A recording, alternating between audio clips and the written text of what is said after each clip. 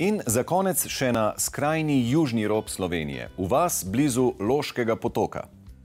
Tam sta mlada lastnika, sicer vizualna umetnika, popolnoma sama in brez osnovnega znanja o lesu prenovila večinoma leseno hišo in v njej zaživela čisto na novo, ampak na star način.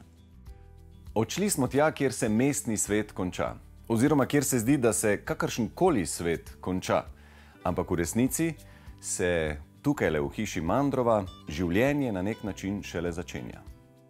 Eva in Aljaž, hvala, da smo lahko pri vama v hiši Mandrova. Poln kufer imam vsega, jaz grem nekam živet v divjino.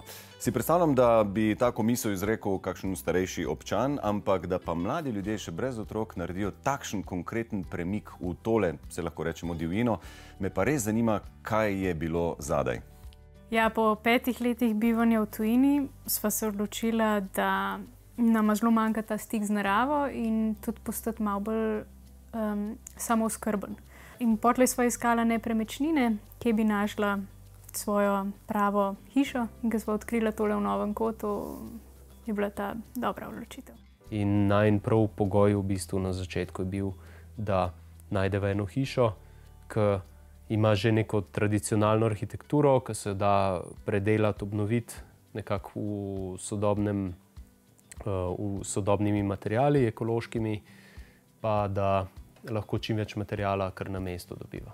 Torej, to ni bil beg pred čemerkoli že, ampak želja po nečem novem in popolnoma drugačnem. Mimogrede, tujina, kje je bilo to? Jaz sem študirala na Finskem, pa sem se potlej preselila v Aljažu na Nizozemsko. V zelo urbanih okoljih? Zelo urbanih. Hiša je narejena iz ročno tesanega skeleta, zapolnjena z debelejšimi plohi, zaletvičena in ometana z apnom. Nekaj delov ostrešja in stropnih tramov sta zamenjala, ostalo je bilo v dobrem stanju. Podle so pa na to osnovo dala lesno vlaknaste izolacije na zunanji in na notranji strani stene. Se pravi, cela hiša je na zunaj oblečena v vodoodbojne plošče, zarezne lesno vlaknaste plošče, ki služijo kot sekundarna kritina po celem ovoju, po strehi in po fasadi. Tako da v bistvu ratala ena zelo energetsko varčna hiša, ki ima povsod dovolj izolacij, da omogoča energetsko učinkovito bivanje. Precej neverjetno se sliši, da sta se obrtniških del lotila več ali manj sama. Lokalna mojstra, mizar Miran in tesar Mitja, sta jima bila z nasveti vedno na voljo in kot pravita, z opazovanjem, voljo in dobrim orodjem se da marsikaj narediti. Eno leto sta skoraj vsak dan potrpežljivo zavihala rokave in gradila svoje sanje. Tudi nizki stroški so bili vodilo. Nakup hiše s posestvom je znašal 27 000 evrov, za celotno obnovo pa sta do zdaj odštela 55 000. Poudarjata, da tudi zato, ker je les prišel iz njunega gozda. Oba dva sta zelo vizualna tipa, tudi glede na vajini siceršnji dejavnosti, ampak me vseeno zanima, ste si kaj pomagala s kakšnim arhitektom, strokovnjakom, kdo je narekoval notranji videz? Kar oba. In sprot, ko odkriješ nove stvari, ali pa recimo tudi pri hiši, recimo, ko sva tudi odkrila te tramove, takrat se je začela tudi malo bolj fokusirati na ročno tesane tramove, ker so v prostoru izjemno lepi spomeniki in dediščini in lesu nasploh.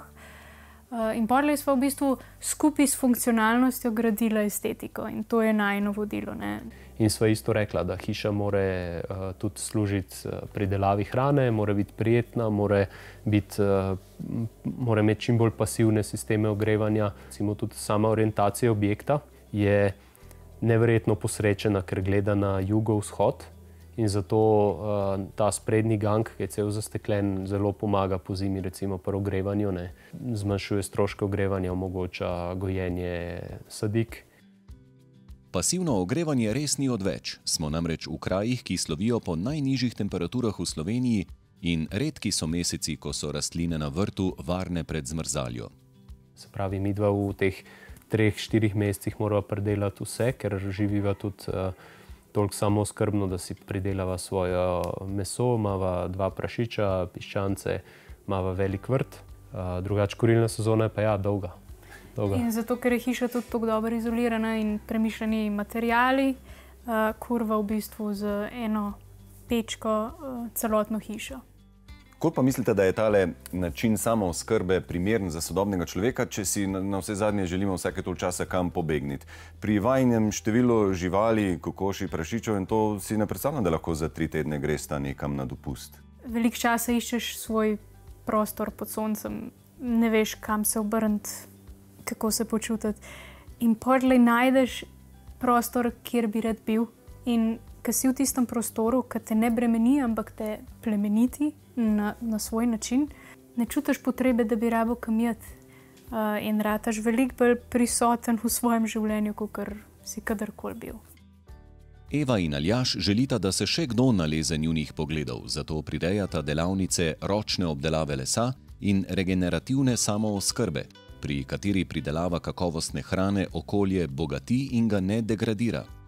Znanje, ki ga živita, želita predajati naprej in pokazati, da je tudi tak način življenja možen.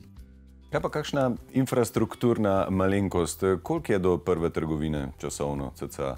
Kaj je, 14 km je do Loškega potoka. To je 15 minut približno. Kaj pa šola, avtobus in tako? Avtobus vozi enkrat na dan delavski iz Drage in se ustavi na križišču, ki je v bistvu križišče 6 km tukaj. Prva postaja, ne? In enkrat na dan tudi nazaj pride z Ljubljane. Tako da v bistvu ja, smo dost vezani na to, da avtomobilnost še vedno ne. Notranjost hiše je zelo odprta, česar ju je navadilo življenje v tujini. Ampak, če smo prav obveščeni, bo morala nekje zrasti še vsaj ena sobica. V bistvu pričakujeva naraščaj kmalu, tako da do takrat bo treba še kaj narediti, pa bomo zrihtali. V vsakem primeru čestitamo. No, takrat bo pa avtobus začel počasi zanimati, boste videla.